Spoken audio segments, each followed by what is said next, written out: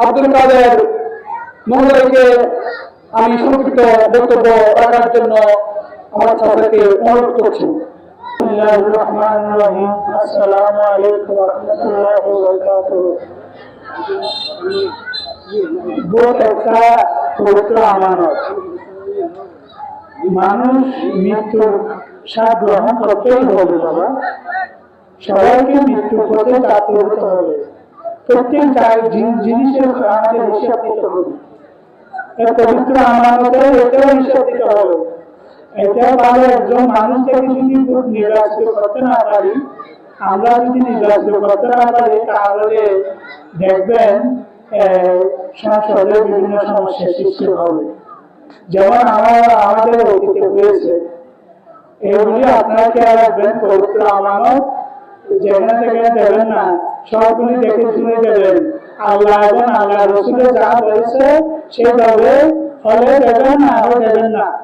এটাই আমার অনুরোধ, এটাই আমার পবিত্র আমানতটা। আমরা যখন ফিরিয়ে আমরা ভালো একজন মানুষকে নির্বাচিত করতে পারবো, আমাদের ব্যবস্থা করতে হবে। এটাই আমার অনুরোধ। এই বলে আমার বক্তব্য শেষ করলাম। আসসালামু আলাইকুম ওয়া রাহমাতুল্লাহি ওয়া বারাকাতুহু। অধ্যক্ষ শাহজালাল মৌলানা জুবাইর ইসলাম আমাদের মাঝে এক্ষুনি উপস্থিত হবেন। আমরা এর আগে নির্বাচনী পরিচালনা কমিটি যে 3টা কমিটি হয়েছে আমাদের 3টা পাড়া নিয়ে, সেই কমিটিগুলো ঘোষণা হবে। আমরা বাজে মাগরিব থেকে এতক্ষণ পর্যন্ত সময় দিয়েছি। আমাদের উদ্দেশ্য কি?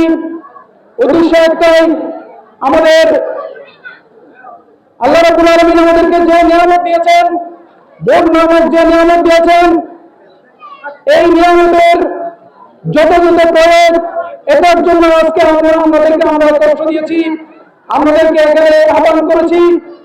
আপনারা আজকে বাংলাদেশে দেখছেন কি অবস্থা। আমাদের বাংলাদেশ স্বাধীন হয়েছে প্রায় 54-55 বছর হয়েছে। এখনো পর্যন্ত আমাদের বাংলাদেশের মানুষের ভাগ্যের কোনো পরিবর্তন হয়নি। এখন আমরা চাই ইসলামী সমাজভিত্তিক একটি রাষ্ট্র নির্মাণ করে বাংলাদেশের আপামর মানুষের ভাগ্যের পরিবর্তন করে জান্নাতের দিকে নিয়ে যাবে, যেটা রাসূল করিম সাল্লাল্লাহু আলাইহি ওয়াসাল্লাম মক্কার জমিনে, মদিনার জমিনে, মক্কার জমিন থেকে মদিনায় এসে একটি কল্যাণমূলক রাষ্ট্র প্রতিষ্ঠা করে যেটা দুনিয়ার মানুষকে আল্লাহ রাসূল করিম সাল্লাল্লাহু আলাইহি ওয়াসাল্লাম দেখিয়েছিলেন, সেরকম একটি রাষ্ট্র প্রতিষ্ঠার জন্য বাংলাদেশ জামাত ইসলামী